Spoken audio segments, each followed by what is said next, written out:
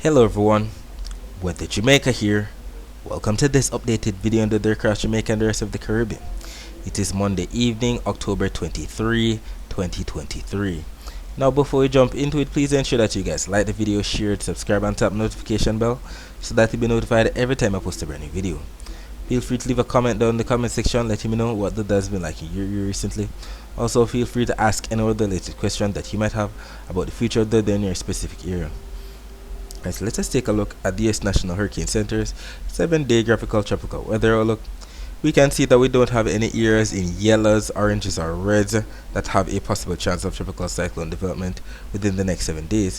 What we do have are Hurricane Tammy and Tropical Depression number 21 right there off the east coast of Nicaragua.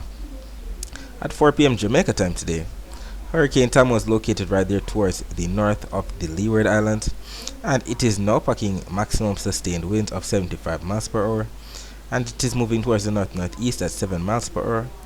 Then it's expected to make a turn towards the west, maybe making it close towards Bermuda later this week. As it relates to tropical depression number 21, we were talking about this in yesterday's video about the chance of it developing as it was pushing towards the north then towards the west, and it actually made it to tropical depression status, packing maximum sustained winds of 30 miles per hour, moving towards the west at 5 miles per hour. It's definitely moving slowly at this time, and we can see the clouds associated with Hurricane Tammy still bringing some amount of overcast sky showers and thunderstorms sections of the Leeward Islands at this time with its outer bands, and we can see the clouds associated with tropical depression number 21 definitely bringing some amount of overcast sky showers and thunderstorms to sections of eastern Nicaragua as well as eastern Honduras. If we take a look at the surface map of the Atlantic for this evening, we can see that we have that cold front right there to the north of the Caribbean, stretching all the way down into portions of eastern Cuba, and it is this cold front that's going to be responsible for more of a northeasterly flow across the Greater Antilles, including Jamaica, bringing lots of winds that we're already experiencing, kind of feeling like Christmas breeze, especially on the north coast, not necessarily the south coast. South coast definitely going to be feeling hot, but the north coast definitely going to be getting in on that very strong northeast breeze, and with that we're definitely going to be getting in on some amount of relief rainfall across the northern portions of the island. Already started in Portland, definitely a lot of rainfall and possible flooding and landslides later on this week. We can also see a trough right there across Puerto Rico that was induced by Hurricane Tammy.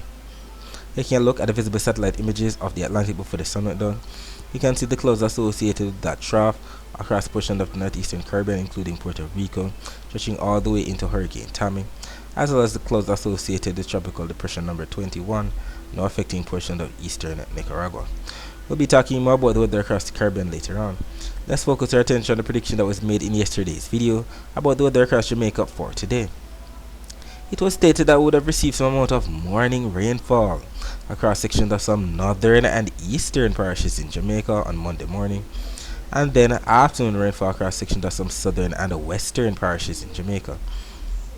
And we know eastern parishes, we're talking about those parishes in the county of Surrey, so Portland, Kingston and St. Andrew, St. Thomas. Western parishes, we're talking about St. Elizabeth, Westmoreland, Hanover, St. James, Trelawney.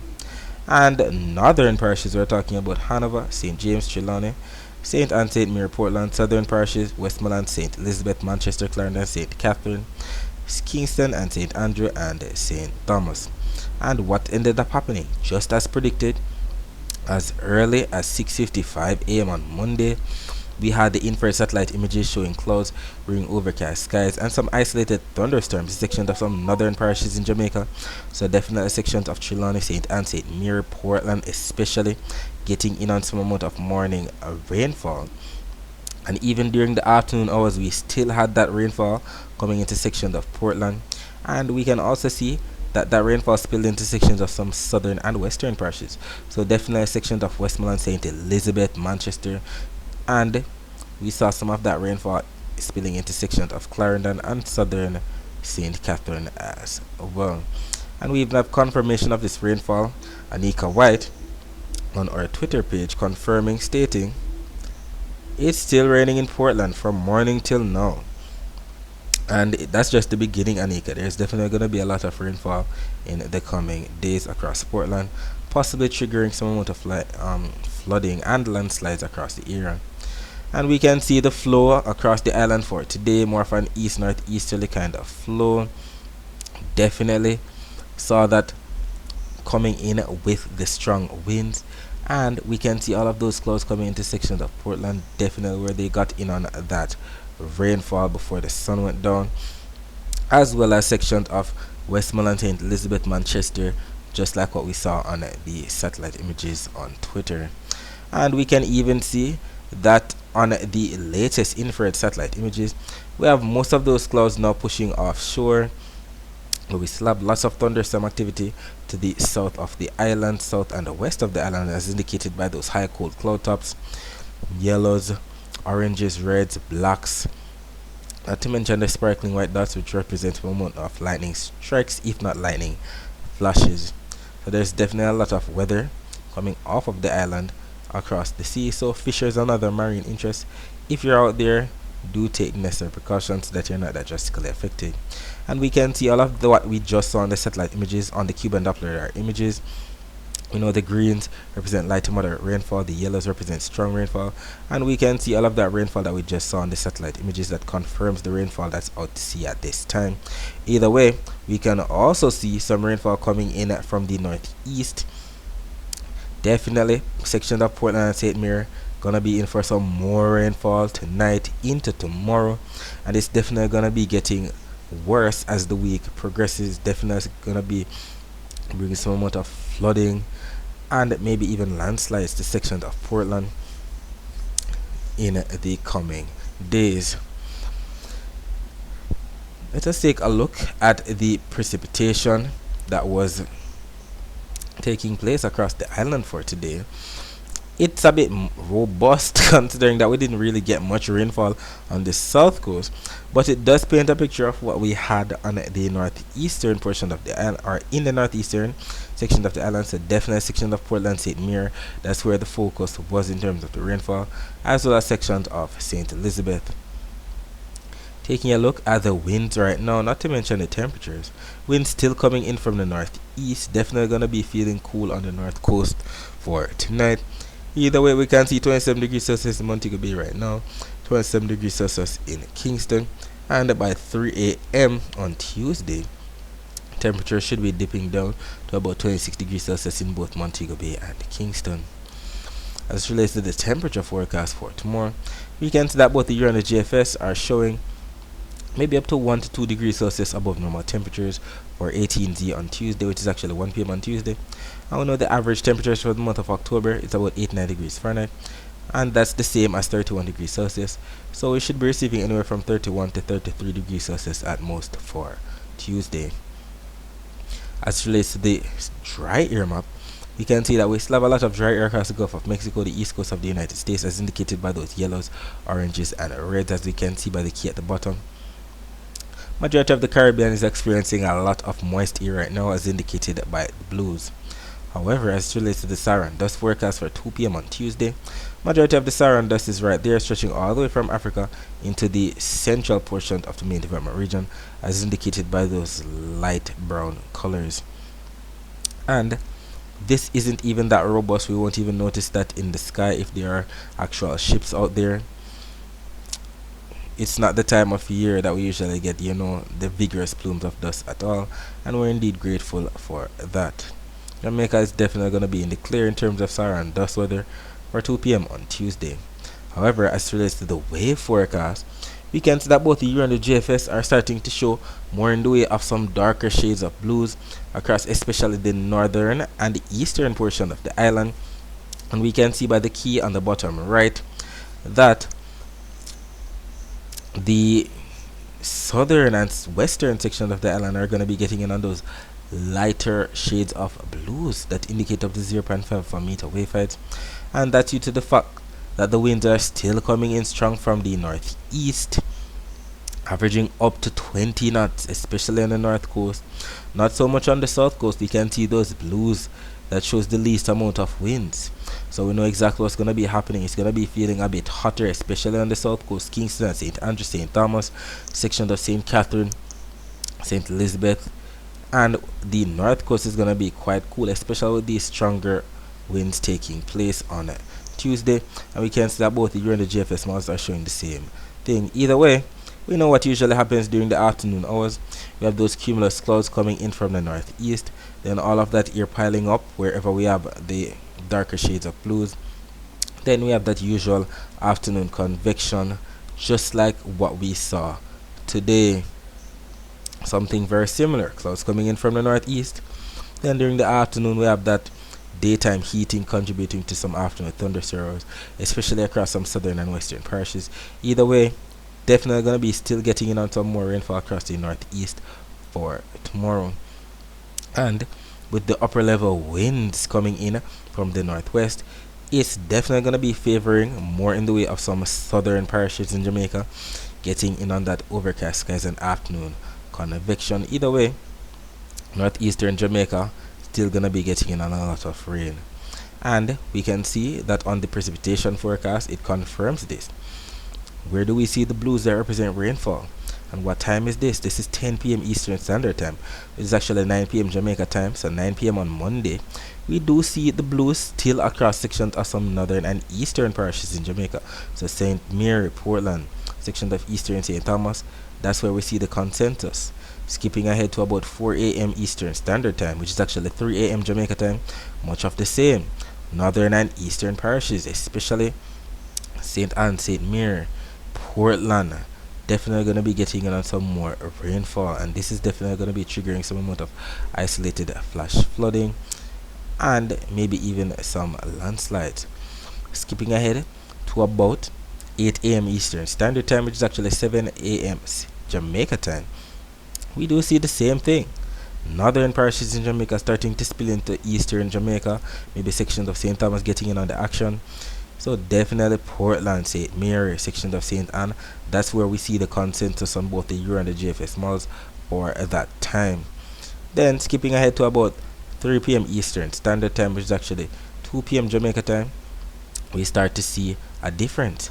We start to see what we just predicted on the other maps.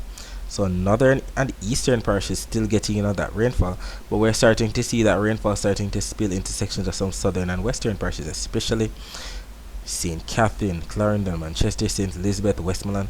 That's where we're going to be seeing all of that afternoon convection. And we know that when both the Euro and the GFS models are showing something similar like this, the chances of it actually happening are much higher. Either way, both the Euro and the GFS models are in consensus that the northeastern portion of the island are going to be getting in on the most rainfall.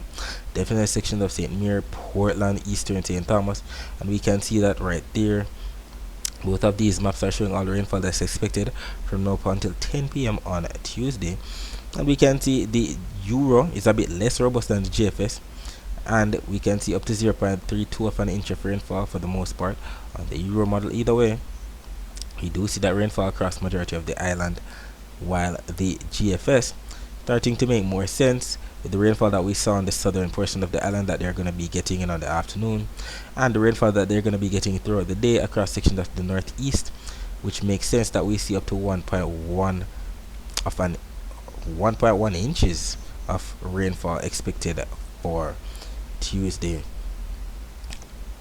And we're indeed grateful that we're going to be getting in on that rainfall. We don't usually receive that kind of northeasterly flow, especially in the month of October.